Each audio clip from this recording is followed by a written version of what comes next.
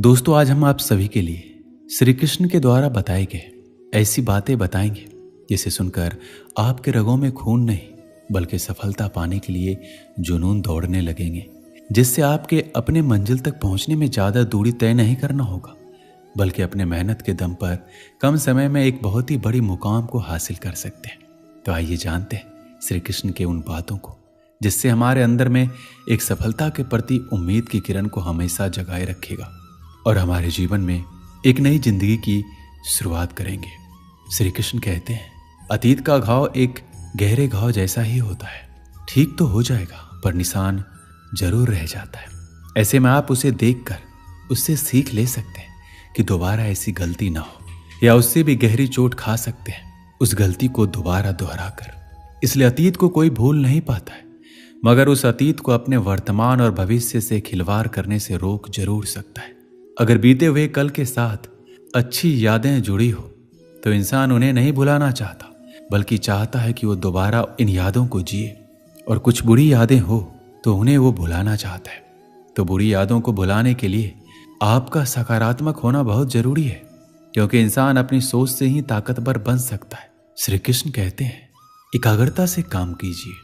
आपको पानी की तरह लगातार बहना होगा, चाहे रास्ते में कितनी भी मुश्किल क्यों ना आए, उनसे टकराते हुए आपको लगातार आगे बहते रहना होगा।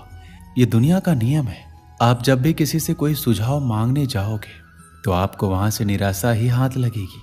कुछ ही लोग होंगे जो आपके काम को समझेंगे और आपको आगे बढ़ने के लिए प्रेरित करेंगे। 90% लोग तो आपको आगे बढ़ने ही नहीं देंगे, आपको हतोत्साहित करेंगे, आपका आत्मविश्वास कम करेंगे। पर आपको तो खुद पर, खुद के काम पर, खुद की कौशल पर खुद को सबसे ज्यादा भरोसा होना चाहिए। सफलता की राह में चलते चलते संघर्षों का पहाड़ चढ़ना पड़ता है। कहीं मुसीबत आ जाए, बैठकर, ठहर कर, सोच कर आगे बढ़ना पड़ता है। कमजोर होते हैं वो लोग जो संघर्षों का पहाड़ आधा चढ़कर भी वापस पीछे की ओर चल पड़ते हैं। ठहरे हुए पानी को देखकर कभी ये मत सोचना कि ये कभी बह नहीं सकता। जब उसका वक्त आता है तो उफान की तरह लगातार आगे की ओर बहता चला जाता है। ठीक उसी प्रकार जब कभी हिम्मत टूटने लगे तो थोड़ा ठहर जाना, थोड़ा सा सोचना, फिर अपने दिमाग का इस्तेमाल करके आगे बढ़ना। यहाँ आपकी संकल्प शक्ति आपके काम आएगी। सफलता आपके कदमों में होगी, भले ही देर से मिलेगी पर मिलेगी जरूर। बस खुद पर यकीन रखना।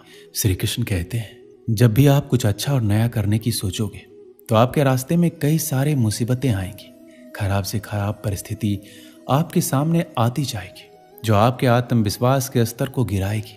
इस परिस्थिति में आपके क्यों और कैसे, ये दो शब्द आपको ताकत देंगे, आपका शक्ति बढ़ाएगा, आपको मानसिक रूप से ताकतवर बनाएगा, हर परिस्थिति से लड़ने और करने की ताकत देगा। और यही सही समय होता है खुद को जानने का, खुद के आत्मविश्वास के स्तर को जानने का। इस विकट परिस्थिति में या तो इंसान पूरी तरह से टूट जाता है, या अपना मार्ग बदल लेता है, या फिर अपनी सफलता का ख्वाब अधूरा छोड़ देता है। और दूसरी ओर जो इंसान डटकर हर परिस्थिति से लड़कर सहकर अपना पूरा काम पूरी ईमानदारी से करता है, वो निखर जाता है और सफलता को पाता है। जब हम नए काम करते हैं तो हमसे छोटी गलतियां होती है, लेकिन कई बार ऐसा भी होता है कि सब कुछ सही होने के बावजूद भी कुछ लोग ऐसे भी होते हैं जो बार बार होने वाली गलतियों की वजह से हार मान लेते हैं। उन्हें यह डर रहता है कि जिस काम में वो बार बार असफल हो रहे हैं वो काम करना उनके बस से बाहर है। लेकिन जो लोग अपनी गलतियों से सीखना जानते हैं वो कभी हार नहीं मानते हैं। अगर हम कुछ नया सोच सकते हैं तो हम उसे कर भी सकते हैं, लेकिन उसके लिए हमें अपने आप पर पूरा भरोसा होना चाहिए। हम अक्सर अपनी नाकामयाबी का मुख्य कारण दूसरों को मानते हैं। अपने जीवन में पीछे मुड़कर देखिए, आपको क्या क्या नहीं मिला, उनके कारणों को जानिए। अगर आप किसी दूसरों को कारण ठहराएंगे तो उसमें उलझ जाएंगे, ठीक से ये नहीं देख पाएंगे कि आपने क्या क्या गलतियां की। अगर पास्ट में आपने किसी और को अपनी जिम्मेदारियां उठाने दी तो उसकी भी कुछ न कुछ वजह रही होगी। और जब ये बात आपके समझ में आ जाए तो उसी वक्त से अपनी जिम्मेदारियों का बोझ खुद से उठाना शुरू कर दें। आप जो कर रहे हैं उसकी जिम्मेदारी अगर आप खुद नहीं लेंगे तो परिणाम कभी भी आपके मन मुताबिक नहीं होगा और आप हमेशा असंतुष्ट रहेंगे। आप जो जिंदगी जी रहे हैं, जैसा जी रहे हैं, वो आपके द्वारा बनाई गई है। इसे बुरा या बेहतर बनाना 100% आपके हाथ में है। यदि आपको दूसरों की अपेक्षा देर से सफलता मिलती है तो उदास मत होना, मेहनत जारी रखना। जिस दिन आपको सफलता मिलेगी उस दिन इतना ज़्यादा और इतने लंबे समय के लिए मिलेगी कि आपकी आगे आने वाली पीढ़ी के लिए भी कम नहीं पड़ेगा और दुनिया आपकी मेहनत को याद रखेगी। अक्सर जो चीज़ जल्दी मिल जाती है वो उतनी ही जल्दी चली भी जाती है, इसलिए थोड़ा धैर्य रखें और मेहनत करते रहें। एक समय की बात है, एक गांव में एक जवान लड़का रहता था और वो अपने आलसपन और काम चोरी के लिए मशहूर था। सभी गांववासी उसे आलसी कहकर पुकारते थे क्योंकि वो पूरे दिन एक पेड़ के नीचे पड़ा रहता और लेटते लेटते वो अपने फ्यूचर के बारे में सोचता और अच्छे अच्छे सपने देखता। उसके दिन ऐसे ही आलस में गुजर रहे थे। लेकिन एक दिन उस गांव में एक साधु आए जो कि अगले 3 दिनों तक उसी गांव में ठहरने वाले थे। वो दिन भर लोगों से चंदा करते और लोगों को उपदेश देते और रात में गांव के बाहर बने मंदिर में आराम करते। वो साधु जब भी दान लाने जाते और रात को वापस आते तो वो साधु हर बार उस जवान लड़के को उसी पेड़ के नीचे लेटा हुआ पाते। साधु 2 दिनों तक ये सब देखते रहे। वो साधु समझ गए कि ये लड़का मानसिक आलस का गुलाम है। तीसरे दिन जब वो वापस लौट रहे थे तो उस लड़के के पास गए जो अभी भी उस पेड़ के नीचे लेटा हुआ था। साधु ने लड़के से कहा, बेटे मेरे पास तुम्हारे लिए एक काम है। मैं चाहता हूं कि तुम उस पहाड़ी की चोटी तक जाओ और वहां से मेरे लिए एक पंख लेकर आओ। लड़के ने लेटे लेटे ही अपना सर पहाड़ी की तरफ किया और अपनी नजर उस पहाड़ की चोटी की तरफ ले गया और उसने साधु की तरफ देखा और उपहास लेते हुए कहा, यह असंभव है, मैं उस पहाड़ी के ऊपर तक नहीं जा सकता, मैं बहुत आलसी हूं। साधु ने मुस्कुराते हुए कहा, अरे मुझे जिस पंख की तलाश है वो इस पहाड़ी के शिखर पर नहीं मिलेगा, वो तो उस पहाड़ी के दूसरी तरफ एक गांव के अंदर मिलेगा, जिसके लिए इस पहाड़ी के शिखर तक चढ़कर फिर नीचे उतरना होगा। लेकिन वो कोई साधारण पंख नहीं है, वो एक ऐसा पंख है जिसे तुमने कभी नहीं देखा होगा। वो पंख बहुत सुंदर पंख है जो रोशनी बिखेरती है। साधु की इन बातों से उस लड़के के अंदर उत्साह बढ़ गए। उसने आज से पहले ऐसे पंख के बारे में कभी नहीं सुना था और ऐसे रोमांचक सफर के बारे में सुनकर वो अंदर ही अंदर उत्साहित हो गया। इसलिए उसने साधु की चुनौती को कबूल किया और वो पहाड़ी की तरफ चल पड़ा। लेकिन चढ़ाई बहुत लंबी और मुश्किल थी। जल्दी ही लड़के का शरीर थकने लगा, सांसें फूलने लगी और शरीर से पसीना बहने लगा। लेकिन फिर भी उसने चलना जारी रखा। वो जैसे जैसे ऊपर चढ़ता गया उसे खुशी महसूस होने लगी, जिससे उसने आज से पहले कभी महसूस नहीं किया था। आखिरकार जब वो कड़ी मेहनत और लंबी कोशिशों के बाद पहाड़ी के शिखर पर पहुंचा तो वो पूरी तरीके से थक चुका था, लेकिन वो बहुत खुश था। उसे अंदर से आत्मसंतुष्टि का एहसास हो रहा था। उसके चेहरे पर योद्धाओं जैसी मुस्कान थी, जैसे उसने कोई युद्ध जीत लिया हो। फिर उसने पहाड़ी के शिखर से नीचे देखा। उसके सामने एक बहुत ही मनमोहक नजारा था, लेकिन असली चुनौती आगे थी, क्योंकि उसे फिर उस पहाड़ी से नीचे भी उतरना था और उस गुफा को भी ढूंढना था जिसमें पंख मिलने की बात कही गई थी। नीचे उतरना बहुत ही ज्यादा मुश्किल और खतरनाक था, क्योंकि ढलान बहुत ही गहरी थी और चढ़ाई के समय लड़का बहुत ही बार लड़खड़ाया और गिरा भी था, तो डर भी उसके अंदर था। लेकिन साधु को वो पंख लाके देने के वादे की वजह से वो लगातार आगे बढ़ता रहा। काफी खोज और कड़ी मेहनत के बाद जब वो अंत में गुफा तक पहुंचा तो उसने देखा कि पंख वहीं पड़ा हुआ था, जो कि ऊपर एक बड़ी सुराग से आने वाली रोशनी की वजह से चमक रहा था। फिर उसने उस पंख को उठाया और उसकी सुंदरता को देखता ही रह गया।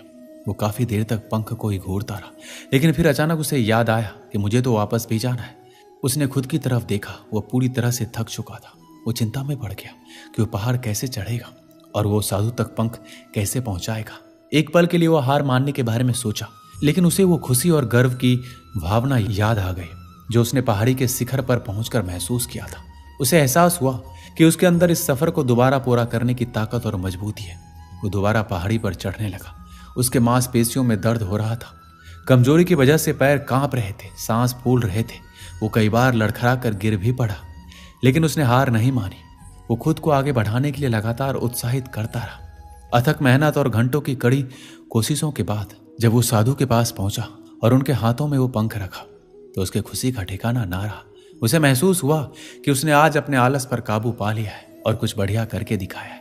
उसके चेहरे पर इतनी खुशी और संतुष्टि का भाव देखकर साधु मुस्कुराए और बोले, बहुत बढ़िया मेरे बच्चे, आज तुमने जीवन का बहुत ही महत्वपूर्ण सबक सीखा है कि आलस जैसी कोई चीज नहीं है, बल्कि आलस एक चुनौती है जिसे दूर करना होगा। ये एक बाधा है जिसे पार करना होगा और आलस को खत्म करने के लिए तुम्हें अपना पहला कदम उठाना ही होगा, अपने मकसद की तरफ चलना ही होगा और तब तक चलते रहना पड़ेगा जब तक कि आप अपने लक्ष्य को हासिल नहीं कर लेते।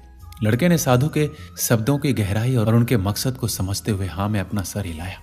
आज उसे एहसास हुआ कि वो हमेशा ही बड़ी और महान चीजें करने में काबिल था, लेकिन उसके आलस ने उसे रोक रखा था। अब वो जानता था कि उसके पास रास्ते में आने वाली किसी भी बाधा को वो दूर करने की ताकत और मजबूती है।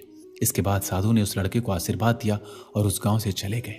इस कहानी से हमें क्या सीख मिलती है? लक्ष्य असंभव लगने के बाद भी अगर हम उसे पूरा करने के लिए खुद को आगे बढ़ाते हैं, तब हम अपने अंदर ऐसी ताकत और मजबूती की खोज करते हैं जिसके बारे में हम कभी नहीं जानते थे। आलसपन पे काबू करने के लिए हमें खुद को चुनौती देनी चाहिए और बड़ा सपना देखना चाहिए। फिर चाहे उस सपना को पूरा करने के लिए कितनी ही मुश्किल क्यों ना हो, हमें लगातार आगे बढ़ते रहना चाहिए। बाधाओं और असफलता के बावजूद मजबूत रहना चाहिए। हमें अपने लिए एक नियम बनाकर उस पर टिके रहकर अपनी मंजिल को पाने से पीछे नहीं हटना चाहिए। आपको सफलता अवश्य मिलेगी। दोस्तों, इस वीडियो में बस इतना ही। मिलते हैं अगले वीडियो में। अपना ख्याल रखिएगा। जय श्री कृष्ण।